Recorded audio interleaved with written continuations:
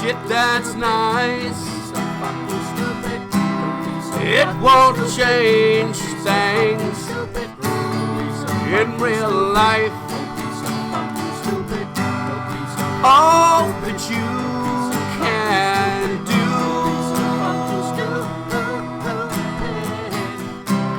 is try to learn what is true. Given the daily dose of bad behavior we're inundated with these days, thanks to all forms of media, it would seem that the world is going straight to hell. Never before has so much negativity been fed to us. And what do we make of this barrage of behaving badly? Well, we comment on it, we share it, we take sides, because of course everyone's entitled to their opinion. What we don't seem to do, however, is put it into perspective. Today there's almost nowhere a person can go without being captured on film. Surveillance cameras are everywhere. They're on the corner, on the stoplight, at the mall, and at every storefront along the way.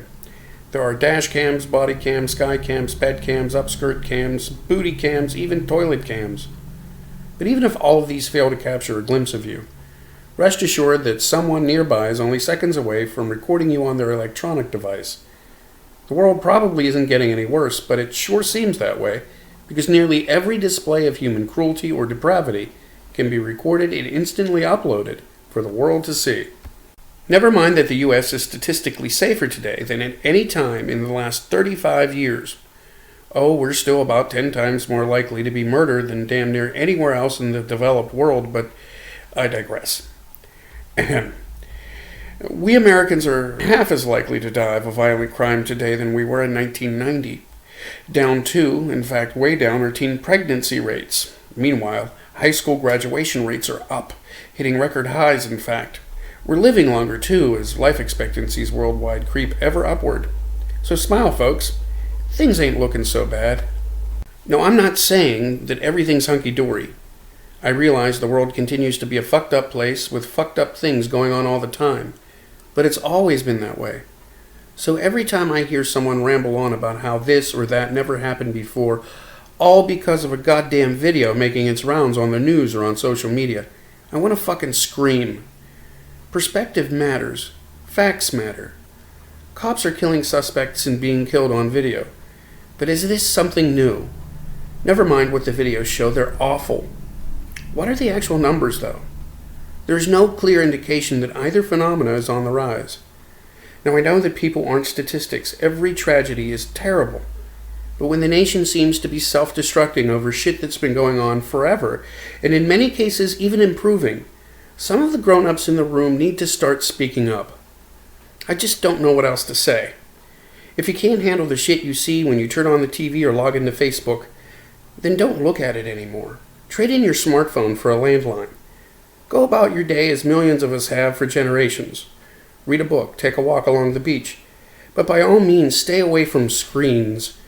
Don't look at the screens because you can't handle that we live in a nation of 1/3 billion people, nearly each of whom are carrying a video camera with them everywhere they go. The collective experience of that many people in a single day dwarfs what you'll encounter over the course of your entire life, even if you live to 100. At that age, you will have experienced 36,500 days, which is 1/10,000th of what Americans collectively experience in a single day. Now wrap your head around that for a minute. Imagine how much someone would see over the course of 10,000 100-year lifetimes. Have you ever seen a transgender barber attack a midget with a salad spoon? Probably not, but over the course of the next year, a handful of camera-toting Americans will likely record a few instances of this rarity, all from various angles. Some of us might even become convinced that transgenders and midgets are deep in the throes of a gang war. We'll comment and share and take a side. Those poor midgets. After all, just look at the videos. It's horrible. Well, the fact is, it's a statistical anomaly. But every now and then, crazy things just pop up on our news feeds. Seeing a few, or even a few dozen videos of a thing doesn't make it a national crisis. So please, for the love of God, quit sharing, liking, and commenting on the bad-behaving video du jour. Learn to take this shit with a grain of salt. Mankind has forever yearned for those good old days. Consider Socrates 2,500 years ago, who famously condemned the younger generation of his day as lazy and disrespectful, among other things. It's the same broken record that's played out from one generation to the next. We're saying it all the time these days about kids. Our parents said the same thing about us too. Well, if Socrates were right and if all of our parents were right, over the succeeding 100 generations we'd have become so batshit crazy that we'd surely be extinct by now. Somehow, though, we've managed to survive. Who'd have thunk? Unfortunately, our survival into the morrow may hinge on our being able to put all of the internet minutiae in perspective. Good thing for Socrates that they didn't have Twitter in his day. But we have it now, and people are getting incensed in 140 characters or less. They're pissed off because Obama's going to take their guns, or they're fed up with the goddamn illegals taking their jobs. Meanwhile, stupid people are making plans for an upcoming race war. And the GOP is about to nominate a narcissistic, bigoted, know-nothing for president because he'll kick out the Mexicans and bomb the shit out of ISIS. So here are some facts that will hopefully slow down the mass idiocy we're currently experiencing. Over the past 6 years, net illegal immigration has gone down. Yeah, Donald. There are fewer of those motherfuckers here today than there were in 2007. And ISIS doesn't pose an existential threat to the U.S. They never did. Since the 1950s, we've been involved in 5 prolonged ground wars in Asia. None of them turned out good. This is the real world, too, and it's best arrived at through data and facts, which are often dry and impersonal.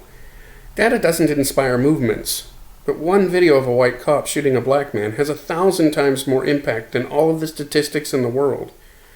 I'm not saying that we should ignore these things, but take a moment and step back to think.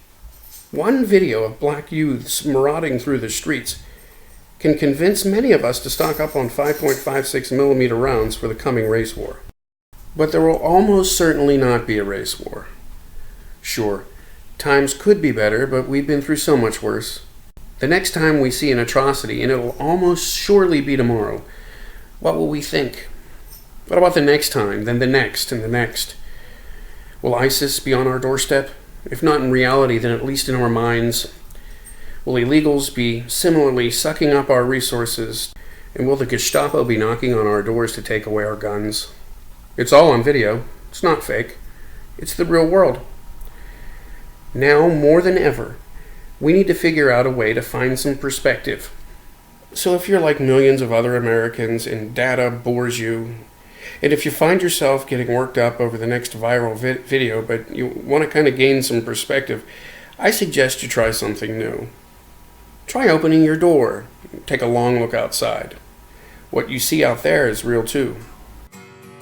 As I look about the land, I can't even understand giant redwoods, poisonous frogs.